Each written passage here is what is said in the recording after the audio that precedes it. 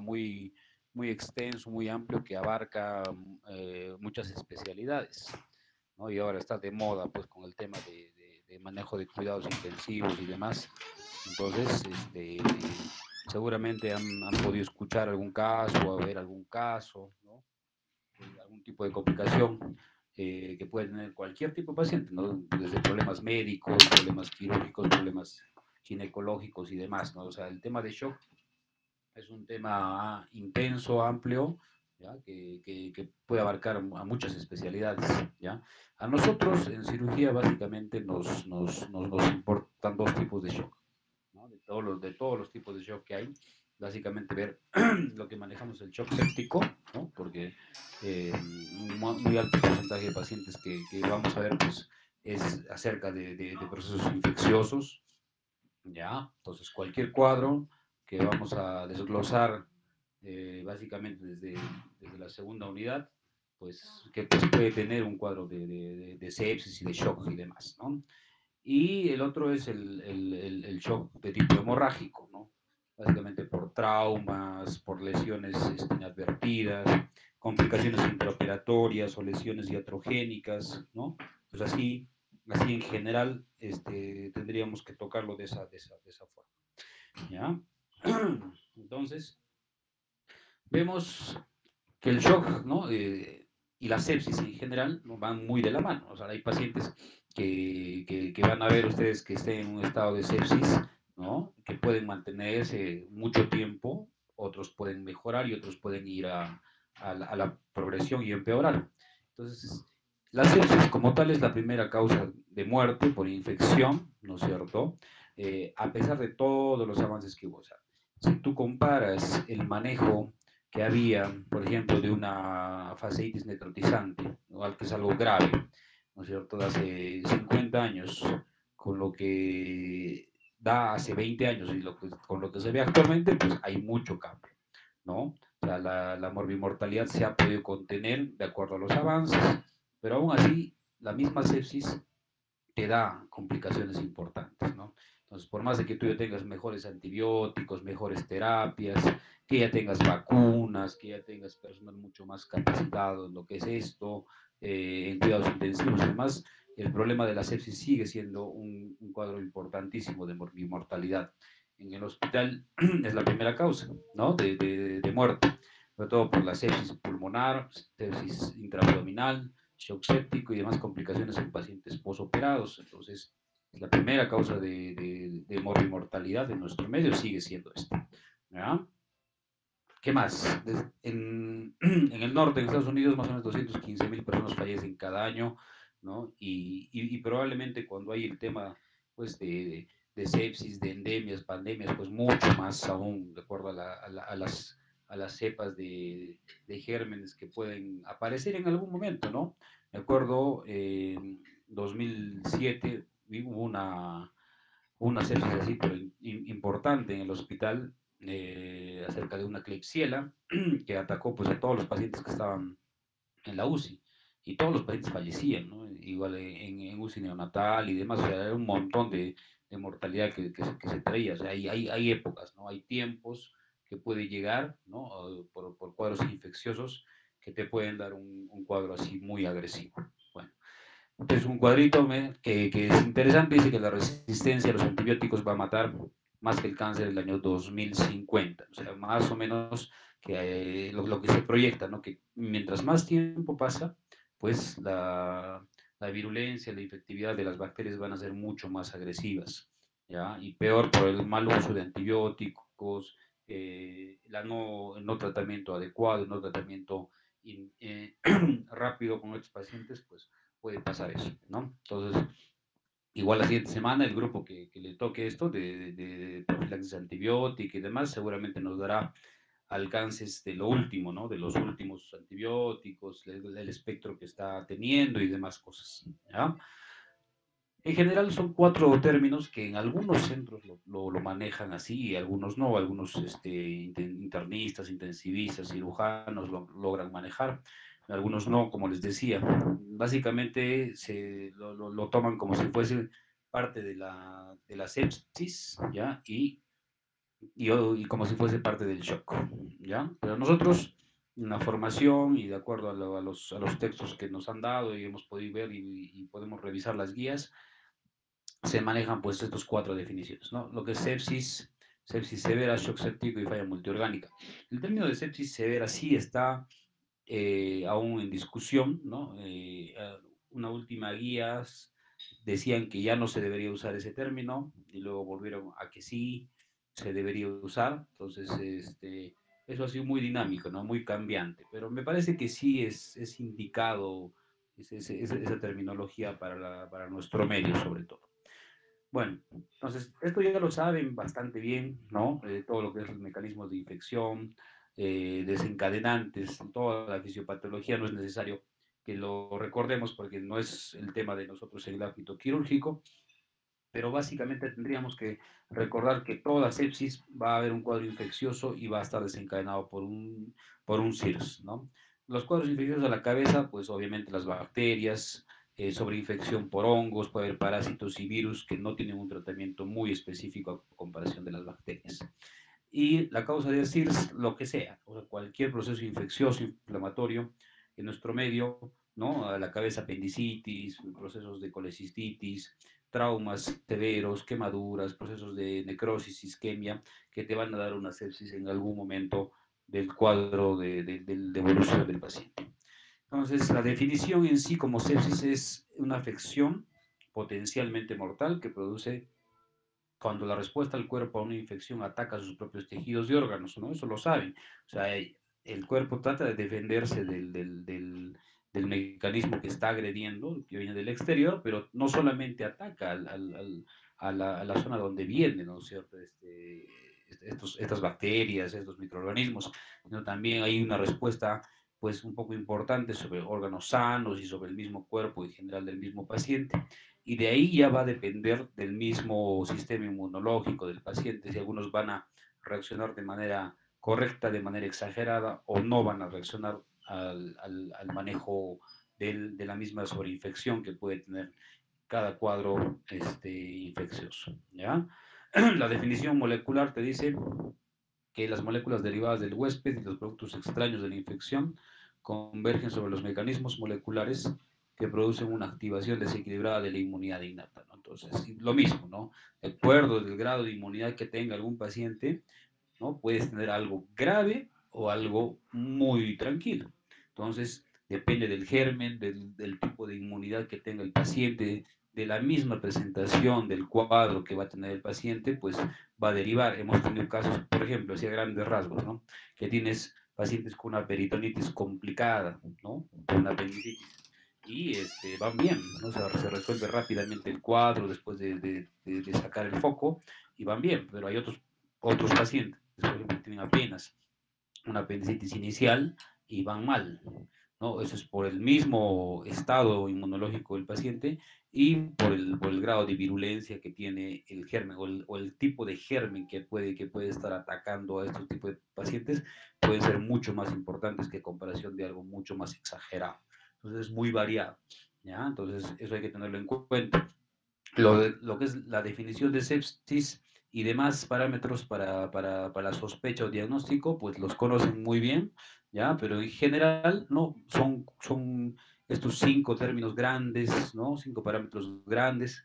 Los generales, que bueno, obviamente tú piensas un paciente que está con fiebre, pues sí, tiene signos de sepsis, de SIRS, ¿no es cierto? Una temperatura más de 38.5 y el extremo también, la hipotermia, ¿no? Que tengas menos de 36, 35.5 grados la taquicardia, que es una respuesta normal a cualquier proceso infeccioso, ¿ya? Que vamos a tener en cuenta de acuerdo a la edad etaria, ¿no? Mientras que tengas pacientes más jóvenes, pacientes neonatos, pacientes ancianos, eso va a ir variando, ¿ya? La taquipnea igualito, de acuerdo al proceso que está teniendo el paciente, si va a tener un proceso pulmonar agregado, tenemos que tener en cuenta de que de repente es eso y no el proceso infeccioso que estamos viendo alteración del estado de conciencia, ¿no? Hiperglicemias, que se da mayormente en cuadros de estrés por la sepsis. El segundo es un parámetros inflamatorios que son inespecíficos, pero en casos muy importantes, en casos ya más relevantes, ahí sí tenemos que tener en cuenta el hemograma, como lo estamos viendo con los chicos que ya han pasado la práctica, ¿ya? O sea, tener mucha leucocitosis o mucha leucopenia, y ahí es donde nosotros vamos a tener un poquito más de cuidado en estos pacientes. Recuento de glóbulos blancos, lo que es cuánto está la PCR, si está elevada o no elevada, la procalcitonina también nos va a dar parámetros inflamatorios. En cuanto a los parámetros hemodinámicos, obviamente si el paciente ya está en una hipotensión sostenida, está requiriendo aminas, inotrópicos y demás, con mucha más razón ya tiene cuadros de sepsis sobreagregada. Que tenga una saturación baja y un índice cardíaco un poco alto. En cuanto a los parámetros de disfunción orgánica, que esto lo vamos a tocar mucho en cada patología y ahorita lo vamos a desglosar, que es la falla de órgano, ¿ya? O sea, la falla multiorgánica. Cualquier órgano que tenemos puede entrar en una falla, ¿ya? La parte neurológica, gastrointestinal, renal, hematológica, hepática, ¿ya? Entonces, todo esto nos puede provocar, ¿ya? Y debutar con un paciente que tenga alguna sepsis. Y los parámetros de hiperfusión tisular, ¿no es cierto? La frialdad, la hipotensión, hiperlactatemia y demás, disminución del llenado capilar, moteado, que nos da indicios de CID y demás. Entonces, hay muchos parámetros en los cuales tú puedes pensar en que el paciente está en un estado de sepsis, pero los más importantes definitivamente, ¿no? Para nosotros son estos 5, ¿ya? O sea, que tengas fiebre muy alta, ¿ya? Que tengas una frecuencia cardíaca muy alta, ¿ya? Que tengas una leucocitosis también importante, que tengas una plaquetopenia importante y que tengas un lactato muy alto, ¿ya? Entonces, todos estos parámetros nos va a hacer pensar y sospechar en que el paciente no está bien, ¿ya? O sea, de todo esto vas desglosando estos 5 parámetros, pues tienes que tener mucho más cuidado con estos pacientes, ¿ya? Eso lo vamos a ir viendo con cada caso especial que tengamos. Nosotros, al menos conmigo, los pacientes que vemos, le damos mucha importancia en el cuadro de sepsis, revisar bien el AGA, que esté bien tomado, ¿no? Que tengas parámetros de lactatos normal o bajos, las plaquetas son importantísimas también para nosotros, ¿ya? Tal vez esos dos últimos que les estoy nombrando es lo más importante, incluso muchos colegas dejan pasar en alto un hemograma con unas plaquetas bajas y piensan de que eso puede ser transitorio y demás, y la evolución puede ser muy torpe de estos pacientes, ¿no? Por ejemplo, cuando tienes una colangitis y ahí tienes plaquetas muy bajas, hay que estar muy atentos, ¿no? Parar las orejas y decir, no, este paciente está mal. Y definitivamente tienes que ser muy agresivo en esos casos para que el paciente no vaya a peor estado, ¿ya? A ver. Ah, ya. Bueno, entonces, de lo que estamos viendo de sepsis, ¿no? Vamos a agregar lo que es el término de sepsis severa, que es lo mismo, ¿no? Los mismos parámetros que hemos visto, pero tiene una falla de órgano transitoria. Entonces, ahorita vamos a ver qué significa la falla de órgano. Tiene transitoria igual, ¿no? Que tenga poco tiempo, ¿ya? 24 hasta 48 horas técnicamente se dice que es algo transitorio. ¿Ya? Pero hay pacientes que sí, con ese tiempo, pues no te va a dar chance a que tú puedas actuar. Pues, el paciente podría fallecer en cuestión de horas si es que no actúas rápidamente. Y el subséptico, ya tienes ya pues toda la sepsis que estamos conversando, más una hipotensión sostenida que no va a responder a fluidos de manera normal. Y el shock séptico refractario, que algunos sí lo usan como terminología, otros no, que más o menos dice que después de una hora de la administración de fluidos inotrópicos, de vasopresores, sigue el paciente igual, está un shock séptico refractario. Y la falla multiorgánica, que tienes más de 2 órganos o sistemas con falla de órgano transitorio inicialmente o persistente, que es más para la parte persistente, pero igual puedes tener un debut, por ejemplo, una pancreatitis severa o crítica, que tengas falla multiorgánica, ¿no? Pero puede ser que eso sea solamente transitorio en el transcurso de un día y medio, y de ahí puede remitir, pero igual tú le tienes que colocar el diagnóstico, que ya está con falla multiorgánica, así que eso puede ir para progreso para bien o progreso para mal.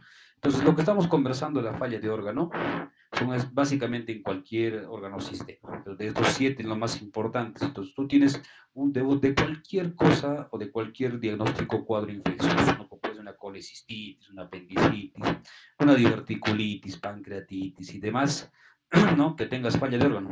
¿A qué se llama falla de órgano? Hemos dicho que tengas parámetros no normales, ¿no? En los exámenes de laboratorio, ¿ya? que te van a dar indicios de que el paciente ya está entrando en un cuadro crítico, ¿no es cierto? Entonces, por ejemplo, un cuadro renal, que tengas una creatinina mayor a 2, ¿ya? La parte respiratoria, que tengas un PAFI menor a 300, la parte cardiovascular, que tengas una PAN menos de 60, o que el paciente ya esté con vasopresores, en la parte hematológica, que tengas plaquetas menos de 100.000, en la parte hepática, que tengas bilirrubinas mayor a 2, en la parte neurológica, que tengas una alteración de la conciencia importante, y en la parte gastroenterológica, que el paciente debute con una hemorragia digestiva alta. Ahora, todo esto hay que tener cuidado, porque si tú ves que tu paciente, por ejemplo, está con alteración del sensorio, está con un PAFI bajo, o tiene una bilirrubina alta, tú ya podrías pensar que está con falla de órgano, pero tienes que descartar de que no sea por otras causas, o sea, eso tienes que hacerlo rápidamente.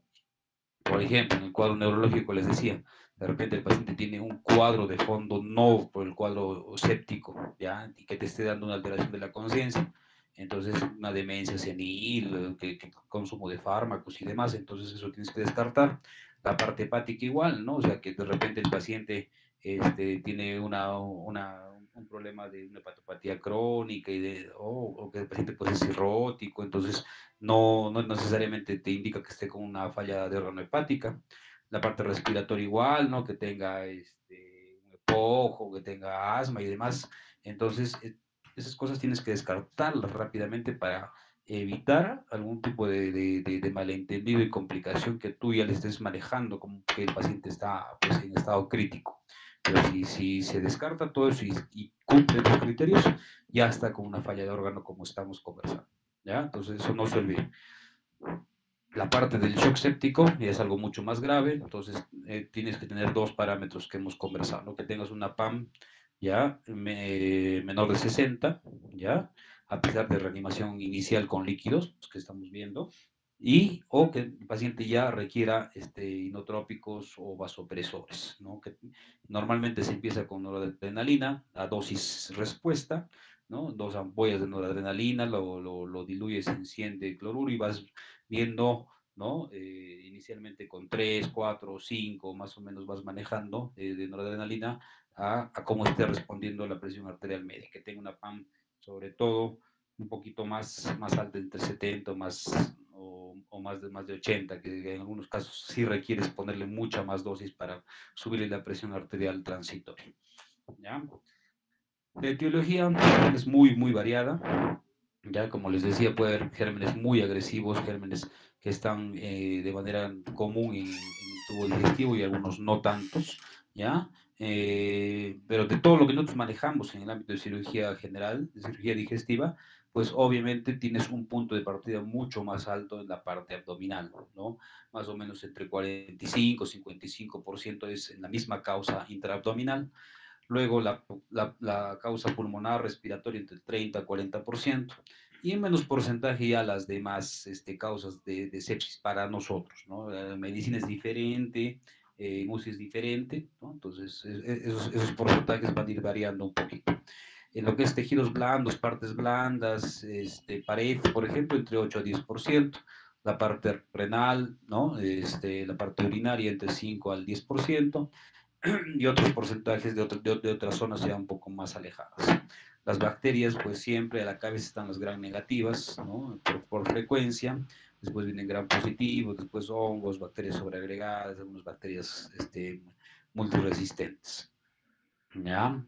¿Qué más? Entonces, los gérmenes más frecuentes igualito aislados, ¿no? El E. coli, Staphylococcus aureus, Streptococcus pneumoniae, Epidermidis, puedes tener bacteroides en la parte del tubo digestivo, Klebsiella, Proteus y demás. O sea, cualquier germen podrías tú encontrarlo. Entonces, el tratamiento que tienes que ir es dirigido más o menos a lo que tú estás pensando, a la sospecha, ¿no? Entonces, acá, por ejemplo, tenemos una foto de un paciente, ¿no?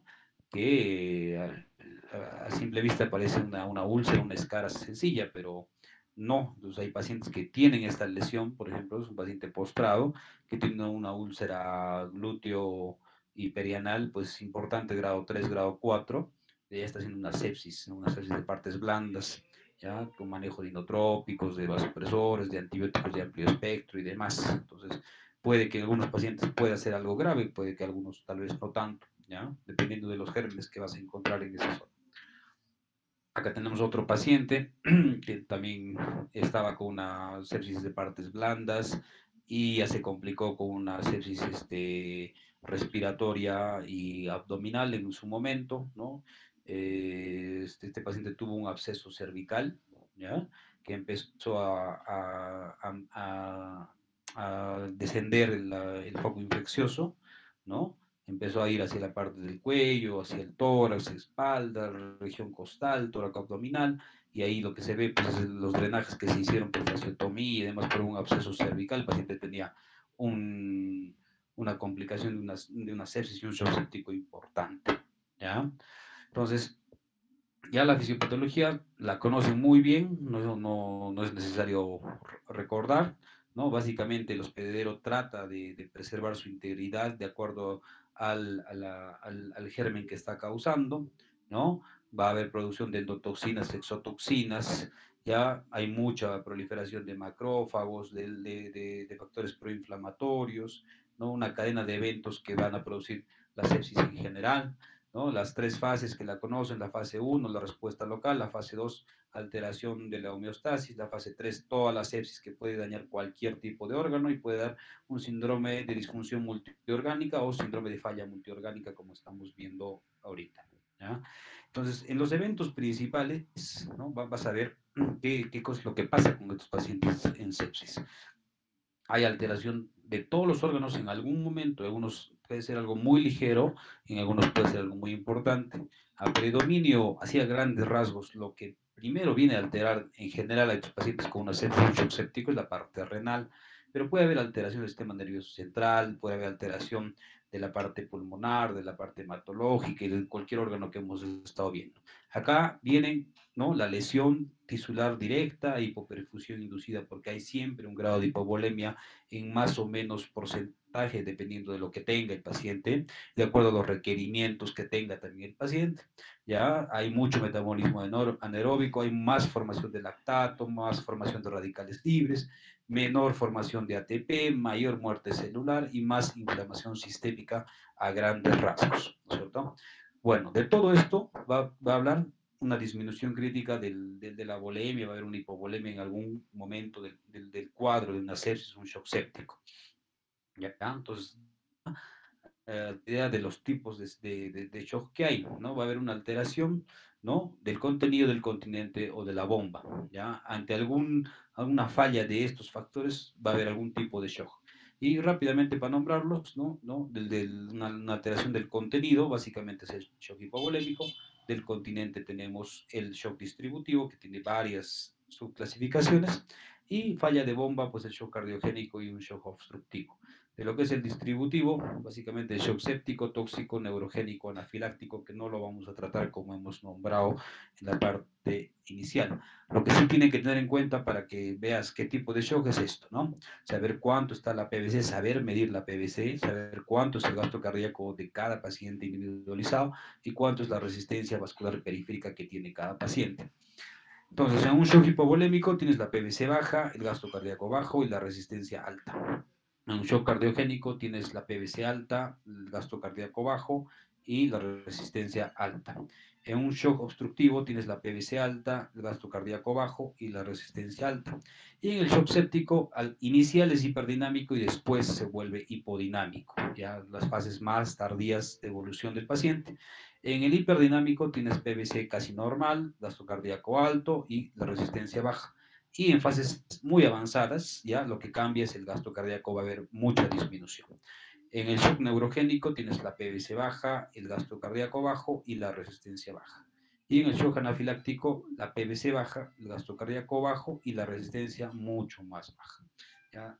Entonces, eso tienen que manejarlo ustedes para ver qué tipo de pacientes, porque puedes tener shock mixtos.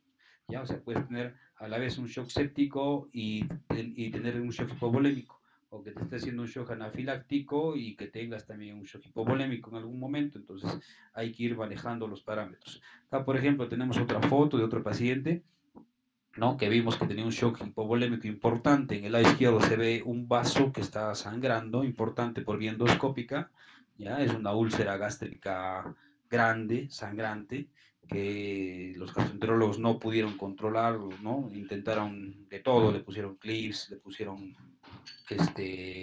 cianocrilato, intentaron contener con pinzas parciales, ligaduras y demás, no pudieron, ¿no? Entonces ya el paciente estaba en mal estado general, ¿no? Con mucha transfusión de sangre en ese momento y nos llaman, metimos a sala y la foto de la derecha es la que se encuentra, ¿no? Una úlcera gástrica en cara posterior, pero casi cerca al cuerpo, no es normal, más frecuente cuando veamos la teoría es que es más la parte baja, ¿no? Antropíloro, pero igual se pudo contener, ¿no? Se hizo una gastrotomía anterior, una rafía de la úlcera, ¿no? Puntos hemostáticos y gastrotomía, ¿no? Volver a cerrar por la misma incisión y el paciente, pues, salió del shock hipovolémico que tenía en ese momento. Seguimos. Entonces, las defensas antiinfección básicamente del cuerpo son tres, ¿no? Las barreras físicas, las defensas celulares y las defensas químicas, que ustedes lo conocen.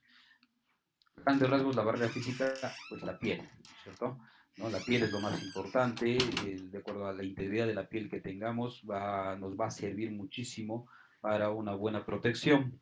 Pieles debilitadas, pieles con heridas, de repente con escaras y demás, o en pacientes que tienen problemas de cicatrización, nos va a hacer como una puerta de ingreso más que una barrera para estos gérmenes, ¿cierto?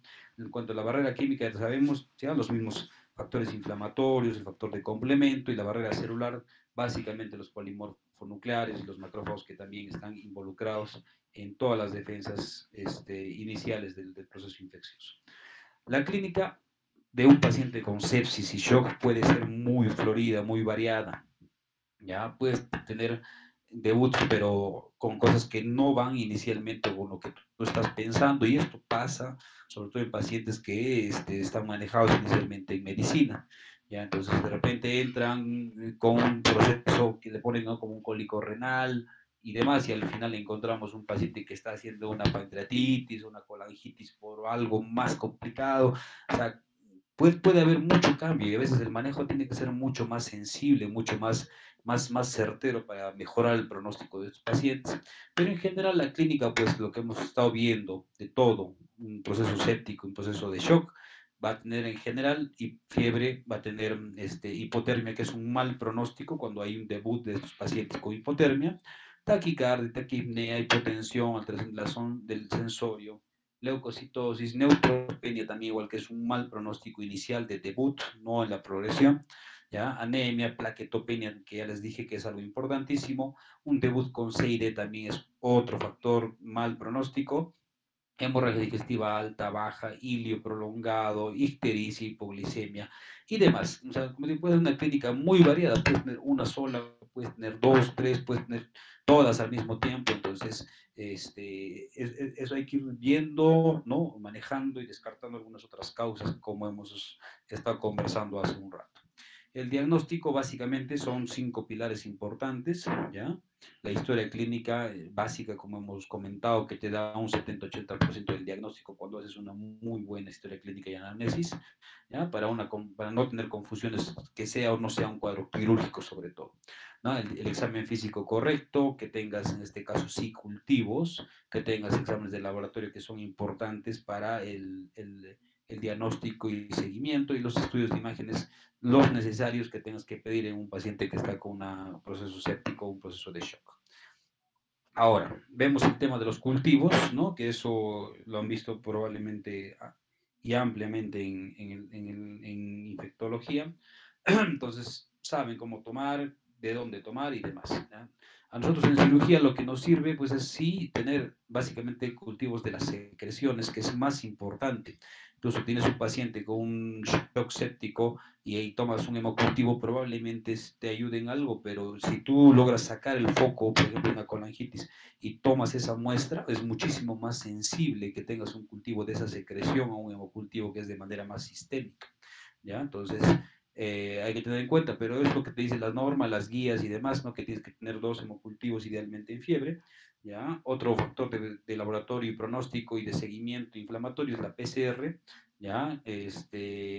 más o menos, dependiendo de los parámetros que tengas y de los valores, hay laboratorios que es más de 5, otros más de 50 y demás. Entonces tienes que ver dónde está tomada, en qué laboratorio está procesado.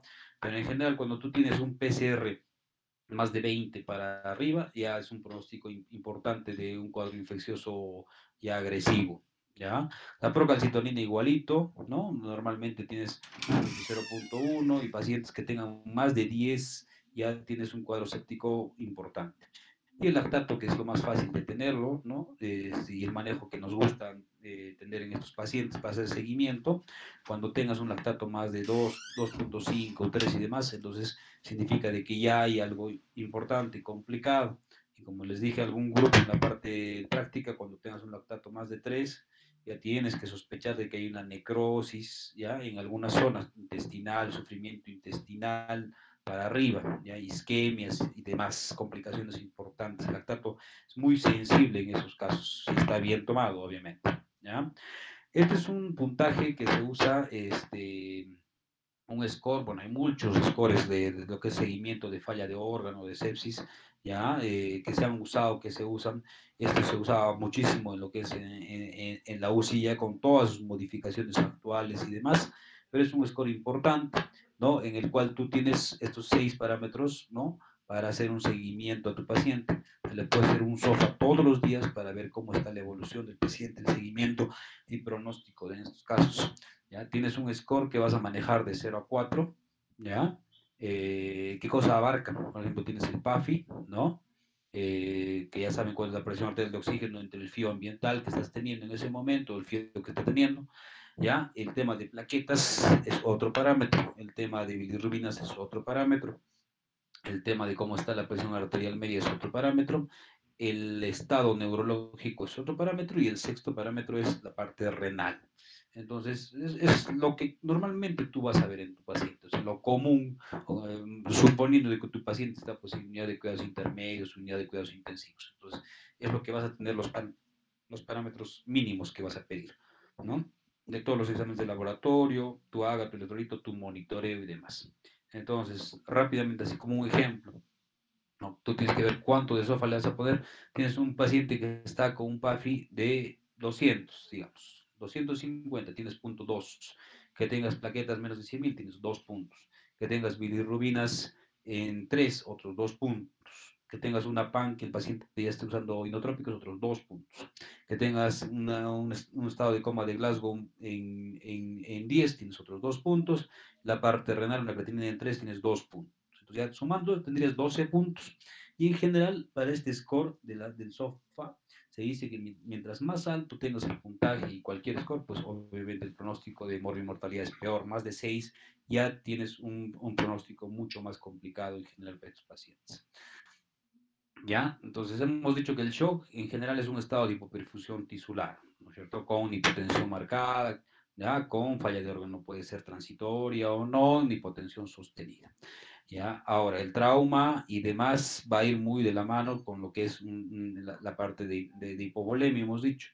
En el shock hemorrágico mucho más de acuerdo a todo lo que podría ocasionar un trauma, ¿ya? Y ver que el paciente que tiene una hipovolemia va a requerir mucho más oxígeno, va a tener mucho más demanda de lo que es el balance, ¿no? Vas a requerir mucho más hidratación, mucha más demanda proteica, calórica y demás para estos pacientes.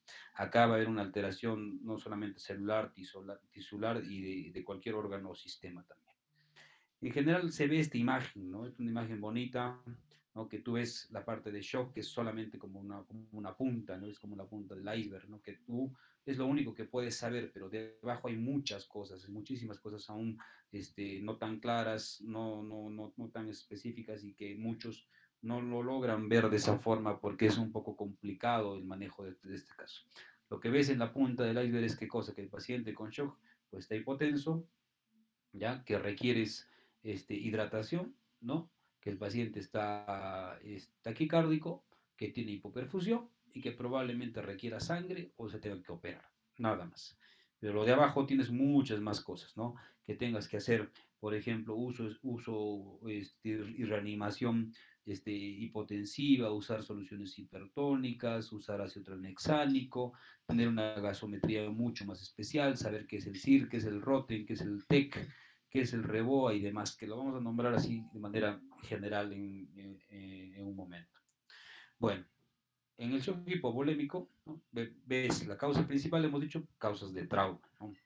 Un politraumatizado, que hemos visto en la clase, un trauma torácico importante, un trauma abdominal y demás. Entonces, lo que te da a pensar es eso, ¿no? Primeramente, el shock hipovolémico está sangrando de algún lado. Ahora también puede ser iatrogénico, intraoperatorio y demás. Las manifestaciones clínicas, para que tú pienses que este paciente está pasando esto, obviamente hay un antecedente importante, que el paciente esté con todos los signos pues, de una hipotensión, que esté taquicárdico, pálido, diaforético, que tenga frialdad distal, sudoración profusa, alteración de la conciencia, que no esté orinando y demás, ¿no? Toda la clínica fluida de lo que es un shock hemorrágico en este caso. Eh, Hay 4 tipos de shocks, ¿ya? O 4 grados, mejor dicho, ¿ya? Que es del 1 al 4. Básicamente, cuando tienes un shock hipovolémico hemorrágico grado 1, el paciente está tranquilo, no tiene ninguna alteración. Entonces, si tú ves que está normal y tiene un antecedente, pues probablemente puede pasar desapercibido y puede pasar por alto alguna lesión y ahí es donde vienen los problemas y las complicaciones. Ya el grado 1, entonces tienes una pérdida sanguínea más o menos menos de 750 ml, la frecuencia cardíaca está normal, ¿ya? La presión arterial está normal, la frecuencia respiratoria también normal, y el paciente apenas tiene una leve ansiedad. En el grado 2 ya hay una pérdida, ¿no? Importante entre 750 y 1500 ml, ya empieza a aumentar la frecuencia cardíaca 100 a 120, la presión se mantiene normal, la frecuencia respiratoria aumenta un poco y hay un poco más de ansiedad moderada. ¿Ya? Grado 3, tienes un sangrado más importante, entre 1500 a 3000 ml, o sea, ya tienes un buen porcentaje del gasto cardíaco con pérdida, hay mucho más taquicardia, ¿ya? La presión ya empieza a caer acá mucho más notoria, la frecuencia respiratoria está mucho más alta y el paciente ya está letargado, confundido. Y en el shock hipovolémico grado 4, más de 2000 ml de sangre, o sea, casi el 50% del gasto cardíaco, frecuencia cardíaca alta, ¿ya? Hipotensión mucho más baja, que ya no va a remitir simplemente con fluidos, y una frecuencia respiratoria alta, en algunos casos, o baja, porque ya el paciente se cansa y entra en una apnea en algunos casos, y el paciente está letárgico, ya soporoso, pues, ¿no? Entonces es importante de que tú veas en qué grado de shock se encuentra tu paciente para que puedas manejarlo mucho más rápidamente. Algo importante para ver cómo está el paciente es el índice de shock, ¿no? Entonces tú tienes rápidamente, le sacas la frecuencia cardíaca y sacas cuánto está la presión arterial sistólica. Entonces ahí vas a ver si tienes un índice de shock alto, más de 1, podría ser ya una complicación importante. Es un marcador muy sensible, que tú lo puedes hacer en el triaje cuando tienes, por ejemplo, accidentes masivos o hemos dicho que tienes mucho paciente, entonces te va a servir rápidamente. Ya no sirve para seguimiento ni monitorización porque puede ser cambiante de un momento a otro. Y puede haber modificaciones también de acuerdo a la morbimortalidad que pueda tener de por sí el paciente ya con su estado base. En general, ya seguimos con el shock hipovolémico. Acá ya hay hipotermia, hemos dicho que hay hipoperfusión tisular, baja de oxígeno, aumento de catecolaminas, aumento de la permeabilidad microvascular, ya hay lesión tisular después del daño celular, tisular y daño de órgano, o falla multiorgánica que puede proceder a un shock o puede estar ya paciente con shock, viendo lo que es la tríada de la muerte, ¿no? Que puede debutar con cualquier alteración hemodinámica. Lo que es el tema de shock oculto, básicamente nos va a servir 2 parámetros, lo que es el tema del lactato y cuántos tienes del exceso de base. Tienes pacientes muy críticos, nos sirve esta clasificación de shock, vas a ver si tienes una alteración normal, leve, moderado, severo. En lo que es, por ejemplo, normal, tienes un exceso de base, pues, como dice normal, ¿no? De 2 a menos 2 y un lactato normal, menos de 2. Cuando tienes una alteración de shock ya leve, el exceso de base va a estar entre menos 3 a menos 5 y el lactato va a aumentar de 2 a 2.4. Moderado, cuando tienes un exceso de base de menos 6 a menos 9 y el lactato de 2.5 a 3.9. Y severo, cuando tienes un exceso de base menos de 10 y lactato más de 4. Si se dan cuenta en lo que es el tema de exceso de base, o sea, tienes un parámetro un poquito, un rango más alto, más variado, en lo que es el lactato no, o sea, porque son parámetros mucho más chiquitos, los milimoles por litro, no vas a tener un cambio importante, o sea, de que tengas un lactato de 6, 7, es casi imposible. ¿Ya? Entonces, son parámetros muy chiquititos que tienes que tomar en cuenta en estos pacientes con sepsis o shock, ¿ya? Para ver que esté yendo mal el paciente. Un momento puedes tener un lactato en 1 y si el paciente ya se subió a 2.5, entonces significa de que hay algo más grave de lo que tú estás pensando, ¿ya? Para eso sirve. Y lo que hemos estado conversando en las nuevas tecnologías, básicamente, ¿no? Son aparatos nuevos que te va a ver el índice de reserva compensatoria, la microscopía de campo oscuro, oxigenación muscular y demás técnicas para ver cómo está tu paciente con el grado de shock. Es importante en la parte, cuando tienes un paciente en un centro, un hospital, ver cómo es el control de daños, ¿ya? Entonces, hay incluso un tema importantísimo que se llama cirugía de control de daños, que va muy de la mano también con lo que es el síndrome compartamental, que alguno de los grupos también lo va a exponer, ¿ya? Entonces, acá tienes que ser muy agresivo y hacer solamente lo necesario para que el paciente salga del problema, salga del shock, si quieres llamarlo así, ¿ya? Para salvar su vida y después tener un poquito más de tiempo para que el paciente entre un tratamiento definitivo. Acá, ¿qué cosa? El fin es corregir la hipotermia, control de las hemorragias si son externas, mucho más fácil, ¿ya? Evitar una hipotensión sostenida y tener un protocolos de transfusión masiva cuando tú lo necesites, ¿no? Usar complementos adecuados como la tomografía especializada, algunos angiotomografías, administración de medicamentos especiales también para cada tipo de paciente, bueno, y demás cosas que se usan ya con cada caso. Acá el protocolo de transfusión masiva, ¿no? ¿Qué te dice?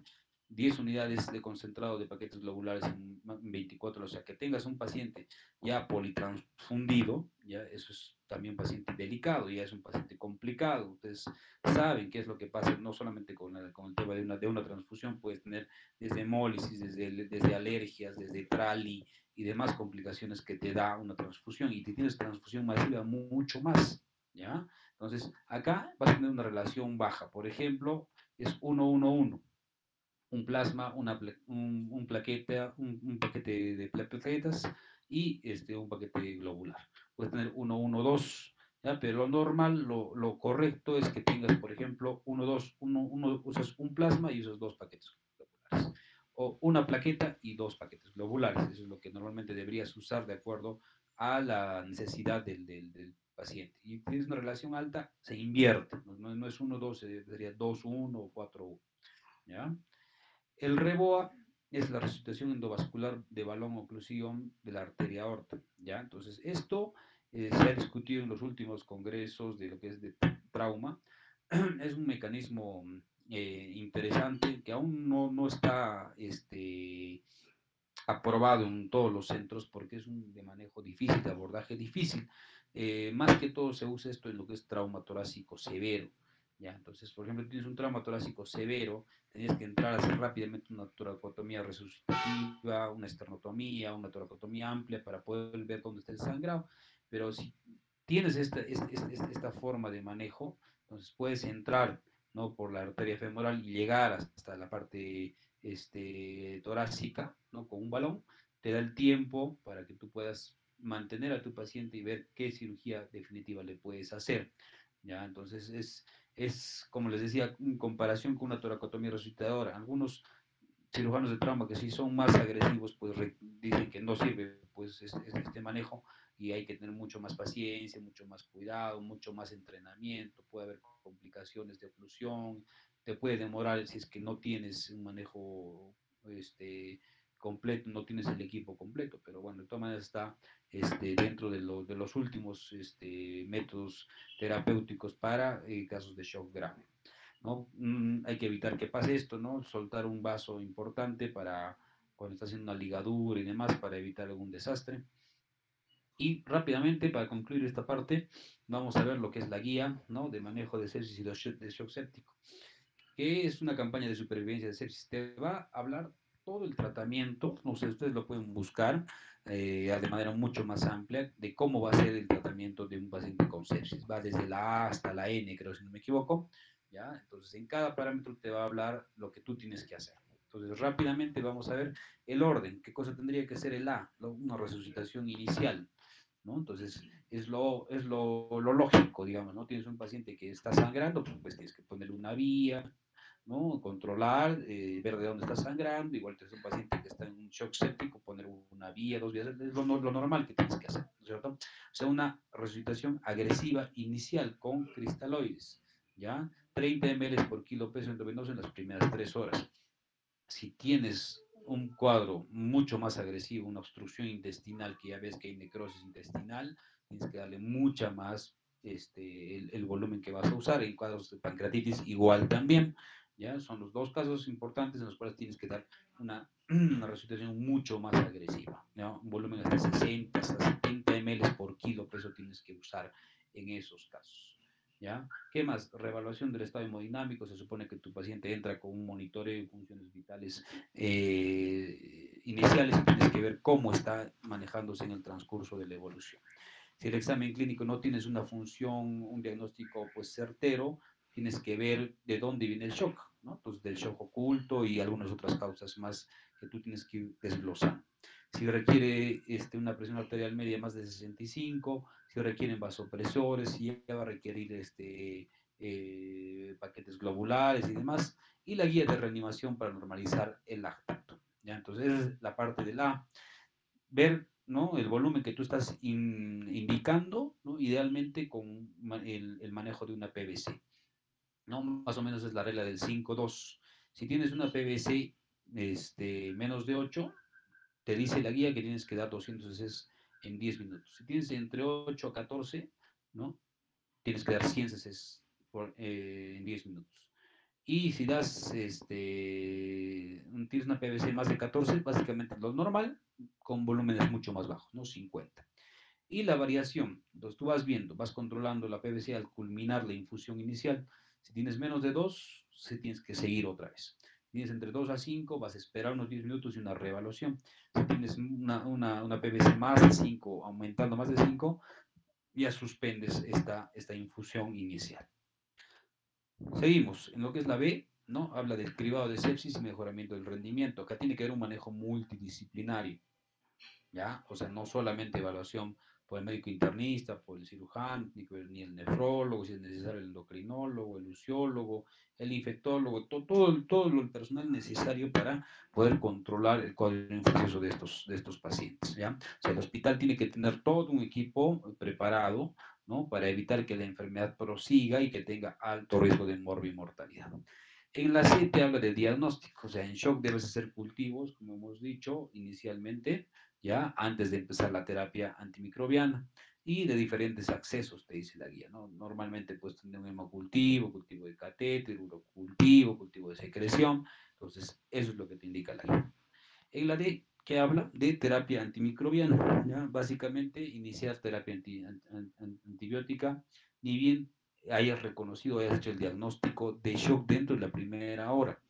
Diagnosticas que el paciente está con shock séptico, tienes que empezar una terapia de inmediato. Cada hora de retraso va a haber mayor mortalidad. Lo que más usamos son los betalactámicos, ¿no? Ceftriaxona, ¿no? Sobre todo a la cabeza, ¿ya? Terapia empírica, como les decía, tienes que ver de acuerdo al tipo de paciente que tú estás usando, teniendo y al tipo de patología que estás sospechando, vas a usar un tipo de antibiótico empírico, ¿ya? El tratamiento empírico que no lo tratas de manera correcta te va a dar 5 veces más una morbimortalidad. Y no hay que dar profilaxis de antibiótica en casos que no tengas la certeza que es un cuadro infeccioso, porque al final te va a dar resistencia antimicrobiana, va a haber mayor complicaciones de sepsis intrahospitalaria en este tipo de pacientes. No usar terapia combinada por más de 3 a 5 días, hay que ser escalonado, ¿no? Seguramente vamos a ver eso también según la exposición del grupo que le toque. ¿Con qué empiezas? ¿Y en qué casos tú puedes empezar rápidamente con un antibiótico de amplio espectro? O sea, son casos bien puntuales, ¿ya? El tiempo también va a variar, normalmente entre 3, 5, 7, 10, 14 días, dependiendo de qué. ¿ya? Cuando ya ves que la causa no es infecciosa, tienes que suspenderlo, obviamente, ¿ya?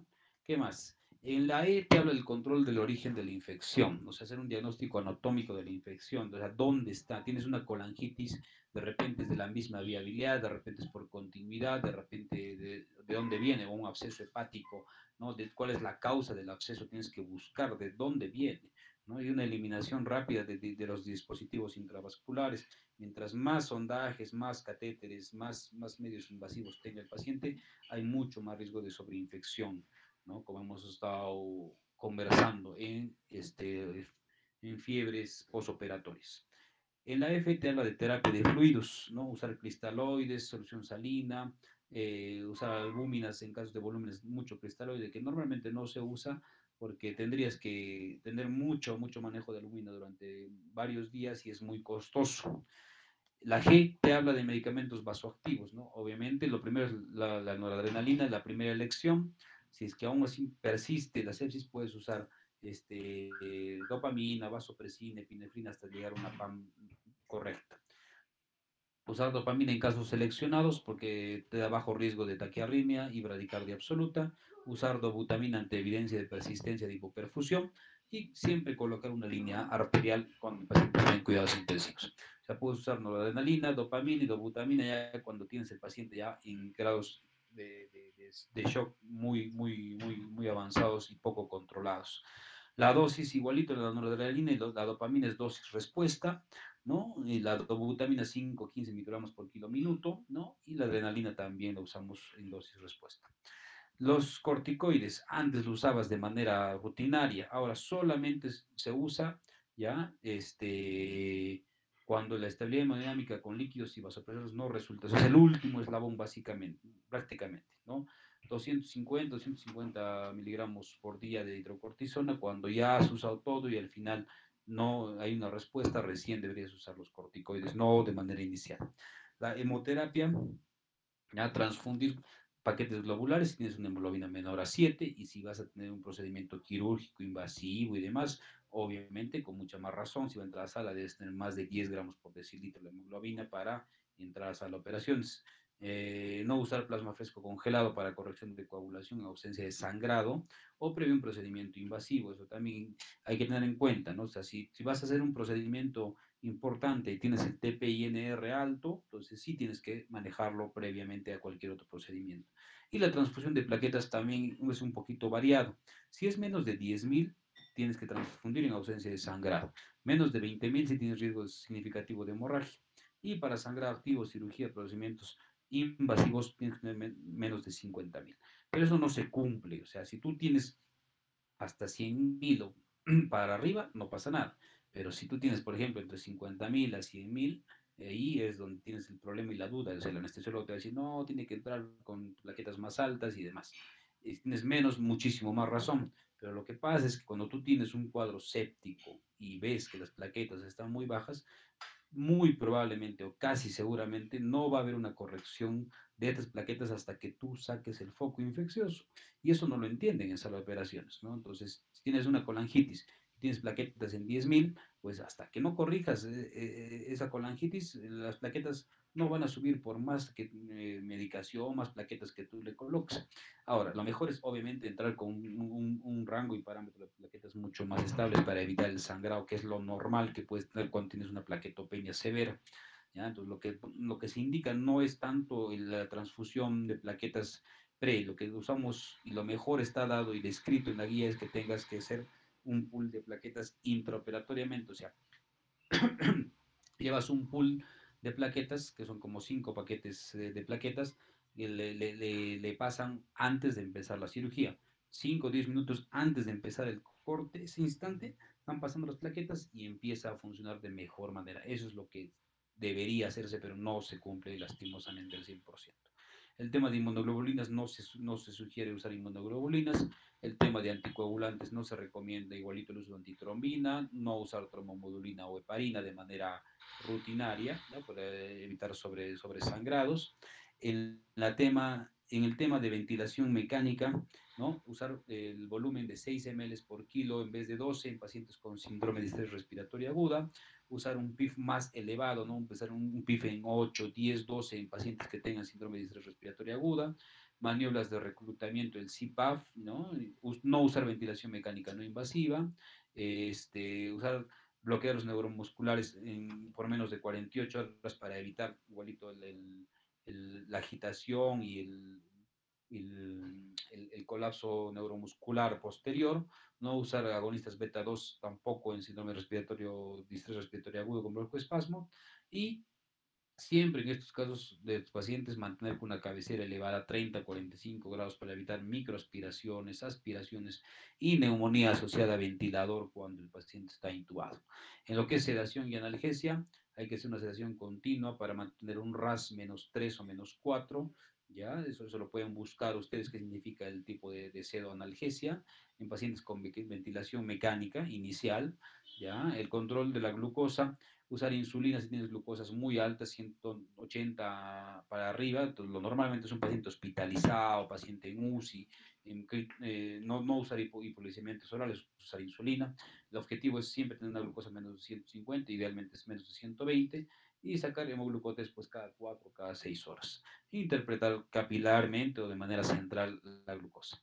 En la O te habla de profilaxis de tromboembolismo, ¿no? Usar heparina no fraccionada o enoxaparina si no hay contraindicación para el uso, ¿ya? Pero lo mejor es la parte mecánica, ¿no? Usar medias antiembólicas, medias antitrombóticas, medias de compresión neumática, es lo mejor que deberían tener estos pacientes. Y la P, profilaxis de úlceras de estrés, ¿no? Obviamente el paciente crítico, en UCI, hospitalizado, intubado, mucho más riesgo de sangrado, de hemorragia digestiva. Entonces usar acá su protector gástrico, un inhibidor de bomba de protones o bloqueantes H2. Y el tema de la nutrición, que ya lo hemos visto en temas anteriores, ¿no? Usar una nutrición enteral precoz en vez de NPT, alimentación trófica para evitar una atrofia intestinal o una hipoglicemia, eh, uso de procinéticos en intolerancia alimentaria, hay mucho hilo, mucha distensión, usamos pues, ¿no? La metoclopramida, la levosulpiride, ¿ya? Colocación de sondas de repente para evacuación